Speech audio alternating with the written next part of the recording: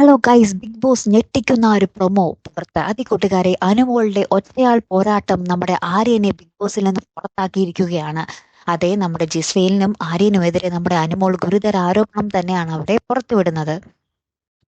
അങ്ങനെ അനുമോളുടെ ആ ഒരൊറ്റയാൾ പോരാട്ടം ആളിക്കത്തി എല്ലാവരുടെ മുന്നിൽ വെച്ച് നമ്മുടെ അനുമോൾ പറയുന്നുണ്ട്. ഇത്ര നാൾ ഇവർക്കും രണ്ടുപേർക്കും ഒരു ജീവിതമുണ്ടല്ലോ എന്ന് കരുതിയാണ് ഞാനെല്ലാം മറച്ചു പിടിച്ചത്. ഇനി എനിക്കതിൻ്റെ കാര്യമില്ല.